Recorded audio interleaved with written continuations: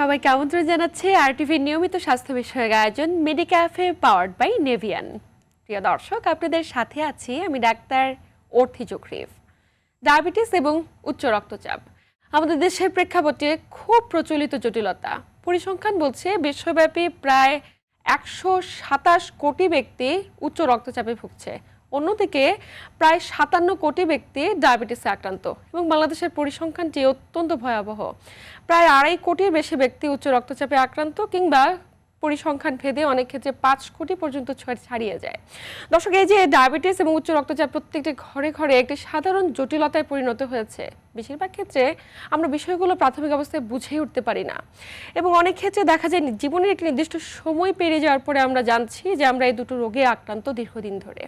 তবে জটিলতার মাত্রা যখন অনেকখানি ভয়াবহ আকার ধারণ করে তখন বিষয়গুলো নিয়ে অনেকে সচেতন হয়। প্রিয় দর্শক, আর্লি স্টেজে সচেতন হওয়া কতটুকু জরুরি, আজ আমরা কথা বলবো ডায়াবেটিস এবং উচ্চ রক্তচাপ নিয়ে। এবং আলোচনা করবার জন্য স্টুডিওতে আমাদের সাথে উপস্থিত রয়েছেন স্বনামধন্য বিশেষজ্ঞ চিকিৎসক অধ্যাপক ডাক্তার মোহাম্মদ মুর্শিদুর রহমান খান, যিনি অধ্যাপক কার্ডিওলজি বিভাগ, জাতীয় হৃদরোগ ইনস্টিটিউট ও হাসপাতাল। স্যার, স্বাগত আমাদের আজকের আয়োজনে। ধন্যবাদ। আসসালামু আলাইকুম। প্রথমেই ডক্টর অর্থি আপনাকে ধন্যবাদ, তারপর আপনার মাধ্যমে আরটিভি সকল দর্শক, বিশেষ করে যারা মেডিক্যাফের দর্শক, তাদের জানাই আন্তরিক শুভেচ্ছা। আপনাকেও ধন্যবাদ। স্যার, কথা বলবো ডায়াবেটিস এবং উচ্চ রক্তচাপ নিয়ে। দেখা যায় যে প্রত্যেকটা পরিবারে কোনো না কোনো সদস্য দুটো রোগে একসাথে ভুগছে। যদি কোনো ব্যক্তি ডায়াবেটিস এবং উচ্চ রক্তচাপ একই সঙ্গে থাকে, তার জীবনে অন্যান্য জটিলতা হবার ঝুঁকি কি অনেক গুণ বেড়ে যায় নাকি স্বাভাবিক? ডায়াবেটিস ও উচ্চ রক্তচাপ বিশ্বব্যাপী বহুল প্রচলিত দুটি রোগ, দুটি রোগ নিয়ন্ত্রণযোগ্য এবং দুটি স্বতন্ত্র রোগ। এই দুটি রোগ পারস্পরিকভাবে সংঘটিত এবং একে অপরের উপর প্রভাব বিস্তার করে, এবং দুটি রোগ একসাথে থাকলে ঝুঁকি অনেক বেড়ে যায়। এই বিষয়ে প্রথমে জানতে হচ্ছিল আমাদের সাধারণত রক্তচাপ সম্বন্ধে এবং উচ্চ রক্তচাপ সম্বন্ধে এবং ডায়াবেটিস সম্বন্ধে জানা উচিত। একদমই। রক্তচাপ কাকে বলে? রক্তচাপ বলতে আমরা বুঝি সাধারণত হৃৎপিণ্ডের কাজ হচ্ছে রক্ত সরবরাহ করা। এই সরবরাহকালে রক্ত যে নালীর উপর যে বল প্রয়োগ করে তাকে বলে রক্তচাপ।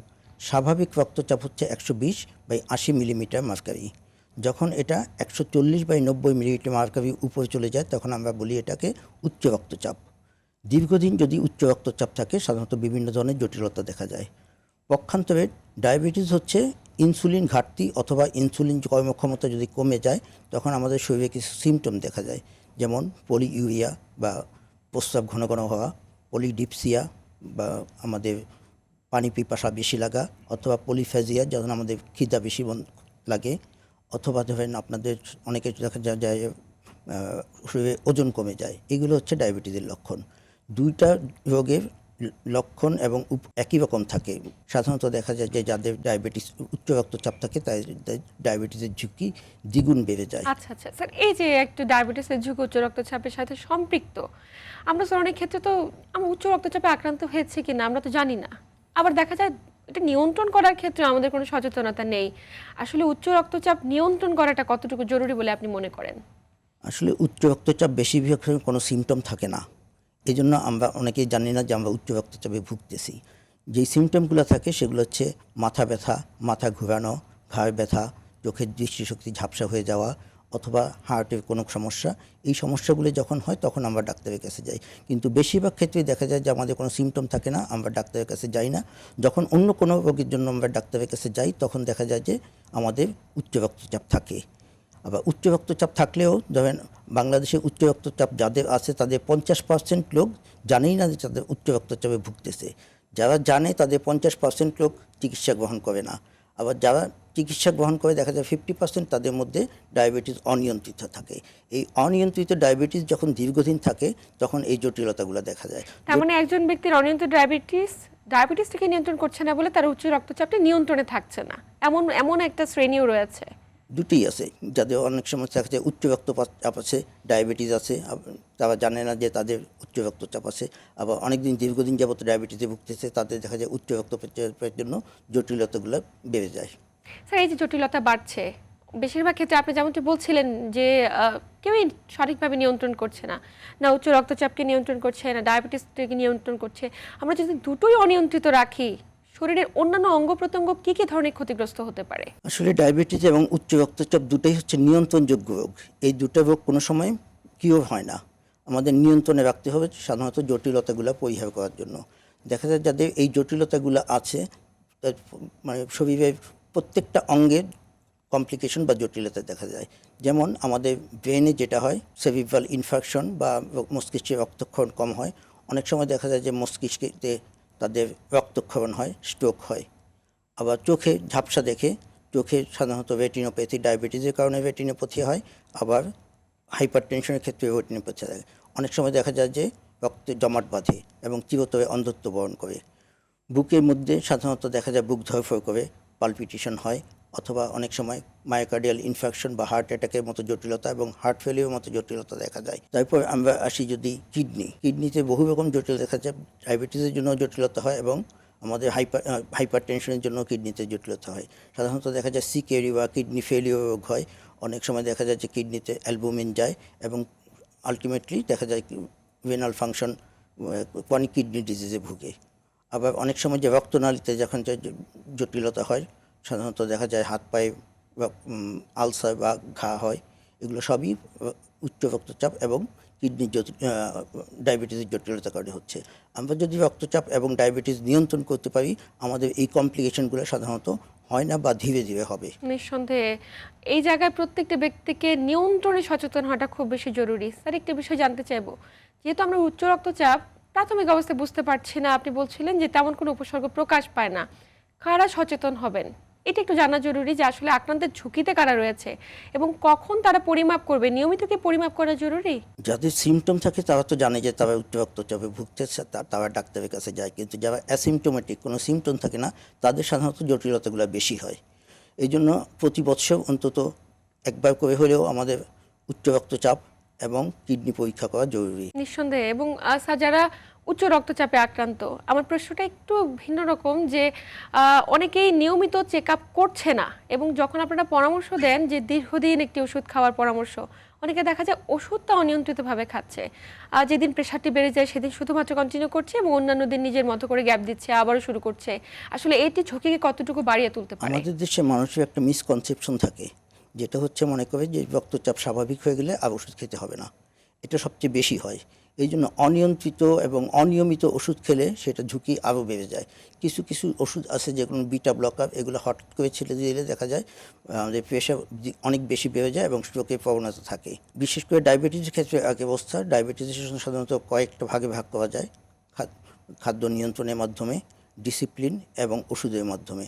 যদি আমরা নিয়মিত ওষুধ খাই এবং আমাদের শৃঙ্খলিত জীবনযাপন করি এবং খাদ্যাভ্যাস পরিবর্তনের মাধ্যমে আমরা এগুলোকে নিয়ন্ত্রণ করতে পারি। প্রতি বছর আমাদের দেশে বিশ্ব উচ্চ রক্তচাপ দিবস এবং বিশ্ব ডায়াবেটিস দিবস পালন হয়।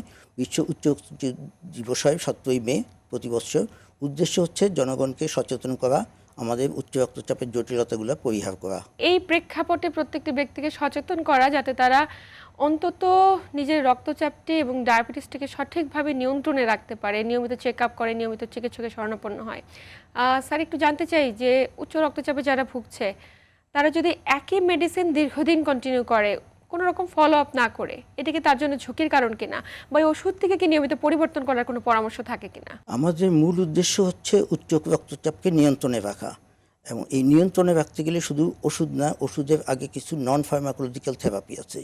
যেমন আমাদের নিয়মিত ওজন নিয়ন্ত্রণ করা, পর্যাপ্ত পরিমাণে ঘুমানো, ধূমপান পরিহার করা, তারপর আমাদের হচ্ছে কিছু খাদ্যাভ্যাসের পরিবর্তন। লবণ কম খেতে হবে। লবণ পরিমাণ হচ্ছে যদি 5 গ্রামের কম সোডিয়াম ক্লোরাইড নিতে হবে। পটাশিয়াম জাতীয় খাবার বেশি হতে হবে। ফল, ফ্রুট, শাকসবজি এগুলো পরিমাণ মতো বেশি খেতে হবে। এবং দেখা যায় যে ওজন যদি আমরা প্রতি 1 কেজি ওজন কমাই, তার জন্য আমাদের 1 মিলিমিটার মার্কারি ব্লাড প্রেশার হ্রাস পায়। এবং তারপরে হচ্ছে ওষুধগুলো সাধারণত আমাদের সারা জীবনই খেতে হবে, সাধারণত উচ্চ রক্তচাপ নিয়ন্ত্রণের জন্য। কিন্তু রোগীদের ফলো আপ করতে হবে। একটা ওষুধ যে সবসময় একই রকম রাখবে এরকম কোনো নেই। এই যে আমাদের একটি ভ্রান্ত ধারণা কিংবা আমাদের জানায় অপারগতা, যে ওষুধ পরিবর্তন করতে হবে নিয়মিত ফলো আপের মাধ্যমে, যে কাজটা আমরা কখনোই করি না। আসলে এই বিষয়টি না করলে কি জটিলতা হতে পারে স্যার, আমরা বিস্তারিত জানবো। তবে সময় হয়েছে একটি ছোট্ট বিরতি নেবার। প্রিয় দর্শক, আপনারা দেখছেন আরটিভি নিয়মিত স্বাস্থ্য বিষয়ক আয়োজন মেডিক্যাফে পাওয়ার্ড বাই নেভিয়ান। আয়োজনের এই পর্যায়ে নিচ্ছি ছোট্ট একটি বিরতি, সাথেই থাকুন। প্রিয় দর্শক, বিরতির পর আবারও সবাইকে স্বাগত জানাচ্ছি আরটিভির নিয়মিত স্বাস্থ্য বিষয়ক আয়োজন মেডিক্যাফে পাওয়ার্ড বাই নেভিয়ান। আপনাদের সাথে আছি আমি ডাক্তার অর্থি জোখরিফ এবং আমার সাথে আছেন অধ্যাপক ডাক্তার মোহাম্মদ মুর্শিদুর রহমান খান। তাই বিরতির পর আবারও স্বাগত আমাদের আজকের আয়োজনে। বিরতির আগে কথা বলছিলাম যে যারা উচ্চ রক্তচাপটি নিয়ন্ত্রণ করতে চায় তাদের ক্ষেত্রে নিয়মিত মেডিসিন খাওয়ার না খাওয়ার একটি প্রবণতা রয়েছে অনেকের। আবার দেখা যায় যে আমাদের সমাজে এমন অনেক মানুষ আছে কখনোই মেডিসিনে অভ্যস্ত না, কিন্তু যেদিন আসলে প্রেশারটি বেড়ে যায় পাশের কোনো ফার্মাসিতে গিয়ে একটি মেডিসিন কিনে প্রেশারটিকে নিয়ন্ত্রণ করে। আবার আরেক শ্রেণীর মানুষ আছে তারা মনে করে যে তেঁতুল পানি খেলে প্রেশার নিয়ন্ত্রণে চলে আসে। বিষয়গুলোকে আপনি কিভাবে ব্যাখ্যা করতে চান? একটা রোগী যখন আমাদের কাছে আসে, আমরা উচ্চ রক্তচাপ মেপে তার যদি উচ্চ রক্তচাপে ওষুধ প্রয়োজন হয়, পাশাপাশি যেই নন ফার্মাকোলজিক্যাল ট্রিটমেন্টগুলো আছে সাধারণত আমরা দিয়ে থাকি এবং তাকে সাধারণত ইনিশিয়ালি তাদের আমরা একটু ঘন ঘন ফলো আপের কথা বলি। যখন নিয়ন্ত্রণে আসে তখন আমরা 3 মাস বা 6 মাস পর পর সাধারণত উচ্চ রক্তচাপ পরিমাপ করি। এখানে যে ঘটনা ঘটে আপনি যেটা বললেন, অনেকে দেখা যায় উচ্চ রক্তচাপের দোকান থেকে ওষুধ কিনে এবং দোকানদার বা ফার্মেসির লোক বলে যে আপনার তো রক্তচাপ নর্মাল আছে, আপনার ওষুধ না খেলেও চলবে। এই কনসেপশনটা অনেক বেশি এবং মাঝে মাঝে তাদের যখন খারাপ লাগে, যখন মাথা ব্যথা হয়, মাথা ঘুরায়, তখন তারা ওষুধ খায়। আবার যখন এটি সিমটমগুলো থাকে না তারা ওষুধ বন্ধ করে দেয়। কিন্তু এই উচ্চ রক্তচাপ হচ্ছে একটা সাইলেন্ট কিলার, এটা নীরবে নীরবে ক্ষতি করতে থাকে। সেই জন্য আমাদের নিয়মিত এবং ফলো আপের মাধ্যমে যদি আমাদের কোনো অনিয়ন্ত্রিত উচ্চ রক্তচাপ থাকে তখন আমাদের ওষুধ, অনেক সময় কম্বিনেশন ওষুধ, দুটো ওষুধ একসাথে সেইভাবেও খেতে হয়। উদ্দেশ্য হচ্ছে আমাদের যে জটিলতাগুলো সেগুলো ডিলে করা অথবা পরিহার করা। তার পাশাপাশি আরেকটি প্রশ্ন আমি একটু খুব জোর দিয়ে জানতে চাই যে রক্তচাপ নিয়ন্ত্রণে আসলে তেঁতুল পানির কোনো ভূমিকা রয়েছে কিনা? অনেকেই বলে যে আমরা যখন প্রেশার বাড়ে আমরা তেঁতুল পানি খাই, কিন্তু আজ পর্যন্ত কোনো বৈজ্ঞানিক ভিত্তি নাই যে তেঁতুল পানি বা লেবু পানি খেলে প্রেশার কমে। এবং এই যে যারা এই কাজগুলো করছে তারা ওষুধ না খেয়ে নিজের মনের অজান্তে নিজের ক্ষতি করে চলেছে প্রতিনিয়ত। আসলে ওষুধগুলো তো দীর্ঘমেয়াদী, সারা জীবন খেতে হয়। এই জন্য অনেকে মনে করে যে সারা জীবন ওষুধ খাওয়া যাবে না, তারা হয়তো মাঝে মাঝে বাদ দেয়, আবার মাঝে মাঝে যখন মাথা ঘুরায়, কোনো সিমটম থাকে তখন খায়। এই অনিয়মিত ওষুধ খাওয়াটা ওষুধ না খাওয়ার চেয়ে খারাপ, জটিলতাগুলো বেশি হয়। একদমই। প্রত্যেকটা ব্যক্তি এই জায়গা থেকে আমার মনে হয় আজকের আলোচনার জন্য সবচাইতে ইম্পর্টেন্ট মেসেজ এটাই যে ওষুধটা যদি আমরা নিয়মিত না খাই, ওষুধ খাওয়ার চাইতে এটি অনেক বেশি ক্ষতির কারণ হতে পারে। অবশ্যই স্যার খুব চমৎকারভাবে বলেছেন। আরেকটি বিষয় আনবো যে ডায়াবেটিসের ক্ষেত্রে অনেকেই দেখা যায় ওষুধ খাচ্ছে, অনেকে দেখা যায় ইনসুলিন নিচ্ছে, কিন্তু ইনসুলিনের যে ডোজটা দেওয়া হয়ে যায় খাবার আগে, খাবার পরে কিংবা কত কত মাত্রায়, এটা দেখা যায় অনেক সময় দীর্ঘদিন ধরে একই রকম দিয়েই যাচ্ছে, কোনো রকম ফলো আপের মধ্যে নেই তারা। আসলে যেই ডোজটা অ্যাডজাস্ট করে দেন সেটা কি পুরো বছরব্যাপী একই রকম থাকবে নাকি পরিবর্তন হবে? ডায়াবেটিসের ক্ষেত্রেও একই কথা। আমরা কারো কারো ডায়াবেটিসের জন্য আমরা ইনসুলিন ব্যবহার করি, কারো কারো ডায়াবেটিসের জন্য আমরা ওরাল ট্যাবলেট ব্যবহার করি। ইনসুলিন শর্ট অ্যাক্টিং ইনসুলিন থাকে, লং অ্যাক্টিং ইনসুলিন থাকে। ইনিশিয়ালি আমরা একটা ডোজ দিয়ে দিই, কিন্তু পরবর্তীতে যারা ইনসুলিন নেয় তাদের হচ্ছে নিয়মিত ফলো আপ করা এবং রুগীদের একটা অবাধ স্বাধীনতা সাধারণত থাকে যে আপনার যদি ইনসুলিন ডায়াবেটিস অনিয়ন্ত্রিত থাকে তবে আপনি ইনসুলিনের মাত্রা 2 বাড়াবেন, অথবা যদি দেখেন যে কমে যায় তখন 2 কমাবেন। শুধুমাত্র এই কারণে প্লাস মাইনাস 2 দেয়া থাকে। প্রেসক্রিপশনের মতে ইনসুলিনের ডোজ কারো 3 বেলা, কোনো লং অ্যাক্টিংগুলো বা কম্বিনেশন যেগুলো থাকে 2 বেলা দেওয়া হয়, প্লাস মাইনাস 2 লেখা থাকে। এই +2 হচ্ছে যদি আপনার যদি ডায়াবেটিস নিয়ন্ত্রণের বাইরে থাকে তাহলে রুগীকে বলা হয় আপনি 2 বাড়াবেন।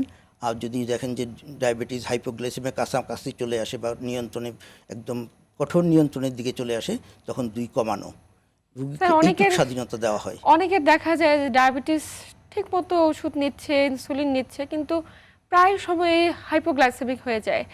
একটু জানতে চাই যে হাইপোগ্লাইসেমিক আসলে কি কি জটিলতার কারণে হতে পারে এবং উপসর্গগুলো কেমন, কি করে বুঝবে? হাইপোগ্লাইসেমিয়াটা it's more dangerous than hyperglycemia. Hypoglycemia যদি হয় রোগী সাধারণত শরীর ঘামায়, অস্থিরতা লাগে, এই জন্য এই ওই সময় যদি আমরা ব্লাড সুগারটা মাপতে পারি, বাসায় যদি মেশিন থাকে, যদি দেখা যায় যে ডায়াবেটিস রোগীদের সাধারণত যদি 3-এর নিচে চলে আসে অথবা যারা নন ডায়াবেটিক্স 2.5-এর নিচে চলে আসে, সেই অবস্থাটাকে আমরা বলি হাইপোগ্লাইসেমিয়া। এটা যদি দীর্ঘক্ষণ থাকে তাহলে মস্তিষ্কে ব্রেনের ড্যামেজ হয়। এই হাইপোগ্লাইসেমিয়া যাতে না হয় সেজন্য আমরা যদি তাৎক্ষণিক রোগীকে মিষ্টি জাতীয় খাবার বা সুগার খাওয়াই দিতে পারি, হয়তো ইনসুলিন ওই সময়ের জন্য রোগী নিরাপদ থাকবে এবং তার তখন ওষুধের মাত্রা কমায় দিতে হবে। হাইপোগ্লাইসেমিক বারবার হচ্ছে কিন্তু সঠিকভাবে নিয়ন্ত্রণ করছে না কিংবা ডোজ কমাচ্ছে না, একই ডোজে ওষুধ কন্টিনিউ করছে। আমাদের সমাজে কিন্তু এমন অনেক আমরা দেখে থাকি, প্রচলিত ঘটনা এগুলো। আসলে কি জটিলতা হতে পারে এবং কতখানি জটিলতার কারণ হতে পারে হাইপোগ্লাইসেমিয়া? হাইপোগ্লাইসেমিয়া বললাম যে এটা মোর ডেঞ্জারাস দেন হাইপোগ্লাইসেমিয়া। জটিলতা সাধারণত পার্মানেন্ট ড্যামেজ হয়ে যায়, সাধারণত রোগী অজ্ঞান হয়ে থাকে এবং বিভিন্ন অঙ্গে ক্ষতি হয়ে যায়। সেই জন্য হাইপোগ্লাইসেমিয়া যাতে না হয় সেই জন্য তাকে নিয়মিত চেক আপের মধ্যে থাকতে হবে এবং ইনসুলিন যদি থাকে ইনসুলিনের ডোজ কমাতে হবে। কিছু কিছু ওরাল ট্যাবলেটও হাইপোগ্লাইসেমিয়া করে এবং প্রলং অ্যাকশন থাকে। ওই ওষুধগুলো যদি খায় তাহলে তাদের ওগুলো বন্ধ করে এমন ওষুধ দিতে হবে যাতে হাইপোগ্লাইসেমিয়া না হয়।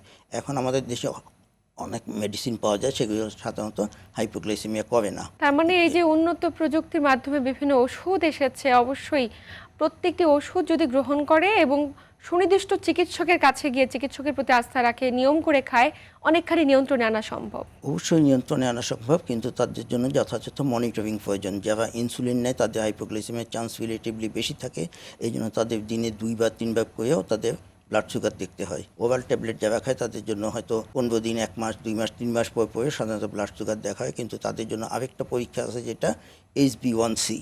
এটা করলে বোঝা যায় তাদের, এটা হচ্ছে 3 মাসে অ্যাভারেজ কীরকম ব্লাড সুগার থাকে। এগুলো যদি কঠোরভাবে নিয়ন্ত্রণে থাকে যে কোনো জটিলতা পরিহার করা যায়। নিঃসন্দেহে। স্যার, আমাদের সমাজে আমরা যেই মানে সিনারিওটা প্রতিনিয়ত দেখি, আমাদের একটি সময় পর্যন্ত কায়িক পরিশ্রম করার অভ্যস্ততা অনেক বেশি ছিল। বর্তমানে সেই প্রেক্ষাপট থেকে আমরা অনেকটা দূরে। আমরা এখন কায়িক পরিশ্রম থেকে দূরে রয়েছি। আমরা অনেক বেশি street food, heavy food, junk food এসব খাওয়ার প্রতি অনেক বেশি অভ্যস্ত। ইভেন তো বাচ্চাদের টিফিনে পর্যন্ত দেয়া হয়ে থাকে রেডিমেড খাবারগুলো।